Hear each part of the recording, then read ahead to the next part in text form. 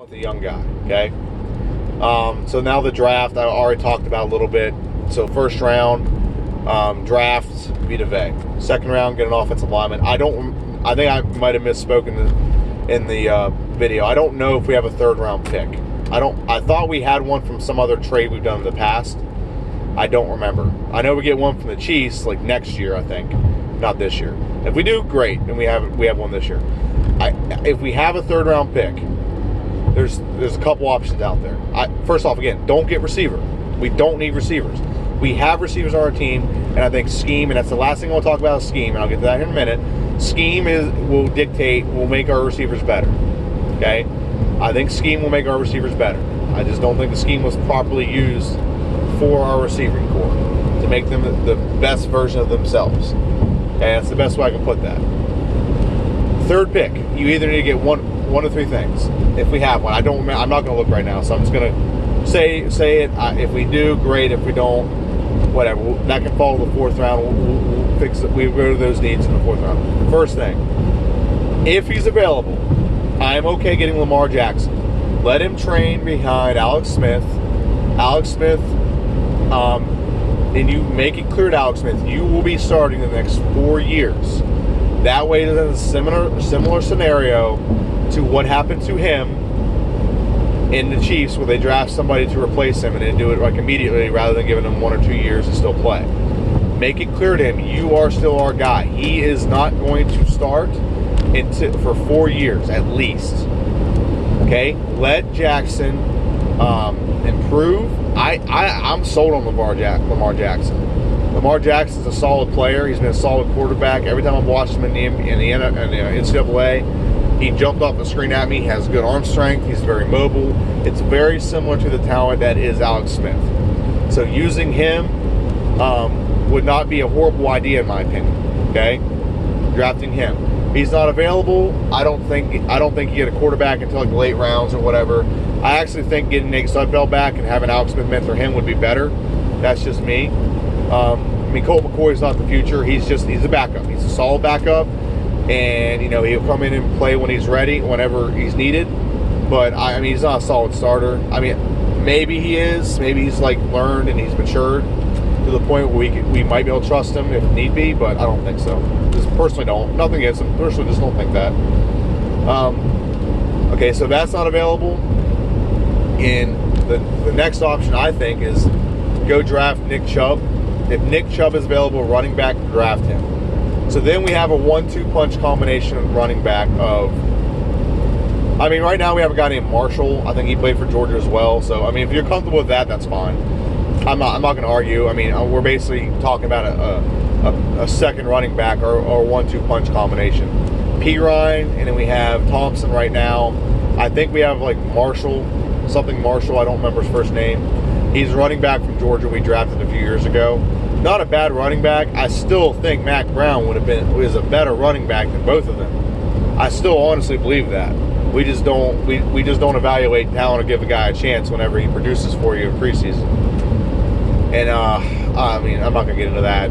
I do think Mack Brown, Redskins need to get in the habit of rewarding players that do well for them. Mack Brown is an example of a player that suffered from that, not getting the chance to show what he can do whenever he actually produces when he gets a chance. Like in preseason, he'll have a preseason game, he'll have 12 carries for 75 yards or something like that. And then they won't give him a chance to run the ball in the regular game.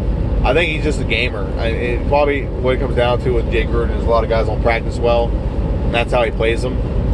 If they practice well, they play. Some guys aren't practice guys. I think that's what Mack Brown is. I think Mack Brown is a gamer. Okay, if Rob Kelly isn't off our team by now, he should be. He's not. He's a bruiser, and I'll give him that. And he had a great year, not this past year, but the year before. But he is not our future going forward when it comes to running back. Just not. Okay. Don't hate the guy. I think he gave us one good year. I'll give him that credit. He gave us one great, fantastic year. And, he helped us because in that year, we went from 9 touchdowns to 17 touchdowns. Okay? Rushing the ball. And it was because of him. He played great. So, but I just don't think going forward, he's a bruiser. And once people got game film on him, on what the offense does when he's in the game, it limited him. Okay? So that's who I think you should take in the third round if we have a third round pick. Nick Chubb, Lamar Jackson if he's available. If he's not available, don't worry about it. Just take Nick Chubb, or you can address any other issue. Want another offensive lineman? Sure. If you want to get rid of Jordan Reed and just get a tight end there, awesome. If there's one available that's athletic, go for it. I'm okay with that. Now, I want to address one last thing, and then my video is going to be complete. I think Jay Gruden, I really want to push this narrative. I don't think he needs to be fired. Okay? First off, Greg Kamenowski should never be fired. I think he did great this year. Everyone complains that the defense did this, that, and the other. I've explained in another video how the defense was being blamed for stuff that's not their fault. And also, you need to give the guy a break when he has, he had at least 6 starters out this year, and then backups, and he had 8 backups out this year. Okay? You need to give the guy a little bit of credit. Okay? A little bit of credit. At the team's defense's best, they looked like in a top 5 defense in this league. Okay? So, I mean, whoever our strength and conditioning coach that keeps guys healthy, I think that person needs to be fired. But Greg Kamenowski's done a great job. Okay, I don't want to say anything bad about Greg. In 1 year, he made our defense look stout for half the season before a lot of injuries happened. So, just want to say that. Okay, that's the first thing I want to say. Next thing, Jay Gruden, I don't think he needs to be fired, but he needs to fire himself as the offensive coordinator. He does. And I've expressed this. First off, I don't think he made an offense that was centric around his talent. I think he took Sean McVay's offense from the year before and tried to plug guys in the roles. Example, you lose Sean Jackson and you just take Jamison Crowder and plug him into that role. You lose Pierre Garçon. They signed Terrell Pryor and tried to plug him into that role. And then you took Ryan Grant and tried to put him where Crowder was last year, which is not a horrible idea. That actually worked out great for Grant this year. And then you just tried to cookie cut, like just try to fit those guys into those molds. And every time you lose a player on offense, your whole offense needs to be redesigned a little bit. Here's what I would do. I would run a double tight end set. I would play 2 tight ends almost all the time. Okay, single back set. Perine doesn't do well with the fullback. He's better out a single back set. You can always motion tight end across. This is where I like Jeremy Sprinkle, because Jeremy Sprinkle is a good blocker and Niles Paul is a good blocker. So I would always run 2 tight ends. You can motion them. You can actually spread them out. And what does create mismatches? If you have a split out, if you put a tight end split out. So here's how you got to cover that guy. 1 of 2 ways. 1, you cover him in the corner, in which that's a size mismatch. Okay, so, and I'm going to say it because even though he gets injured a lot, Jordan Reed is way too big and strong for a corner to stop him. And he's also got the speed and agility. I don't know the word. The agileness of a receiver. He can maneuver like a receiver in open space. So that's really hard to cover, especially with how big he is. So that creates a mismatch. So if you cover him in the corner, we have a mismatch. Okay? He can literally go 5 yards down the field, turn, and just get the ball thrown to him and just cradle with his body and use his big body to shield the ball from the defender. Okay, so that's one thing. Second thing, so let's say you want to cover him with a linebacker. Now you split a linebacker out there, and that corner has to play inside on like a slot. Well, guess what? Corners aren't as good at stopping the run as linebackers are. So now you can run the ball with that because you have a guy who's easier to block in the middle and is not as good at tackling. Okay? So that's how you do that, and you move guys around by doing that. Okay, you get and then that's how you figure out one-on-one, or that's also how you figure out, matchups. If you literally have a tight end in the slot and it's covered by a linebacker, and then you shift and you send Jeremy Sprinkle or Jordan Reed out wide and he's covered by a linebacker, you immediately know the coverage. You know exactly what the coverage is. I just think you can do those things more often to give yourself a better chance. And then, I don't think Jay Gruden is going to be as effective as a play caller, not because he's not a good play caller, but because he has other things to do. As a head coach, you can't be an offensive coordinator and a head coach. It makes your job a lot more difficult. Here's why. Let's say the defense gets a 3 and out. They come off the field. As a head coach, you can't go over them and rile them up. Let's go. You can't give them all pats on the back or whatever. You got to immediately go out there and you got to start calling plays.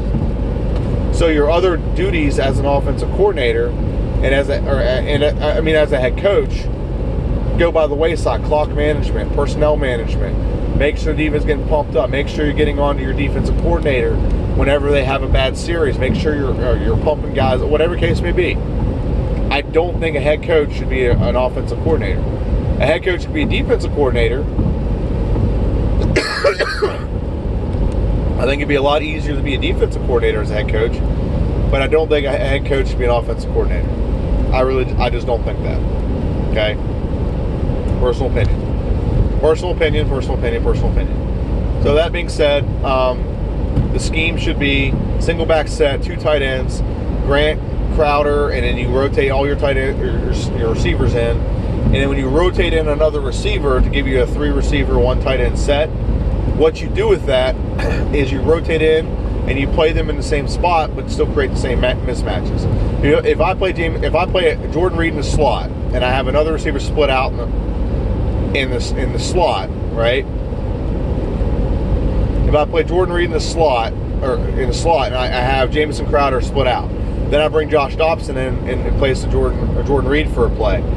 Play them the same way. If they bring in a corner to cover Josh Dobson in the slot, run the ball because you don't have a linebacker there, and it makes the job a lot easier for the offensive lineman to block. Okay, if they bring a corner or a linebacker to cover him, I mean that's a mismatch. Jordan Reed, Josh Dobson is not the greatest player in the world, but he's definitely good enough to get open on a linebacker. Okay.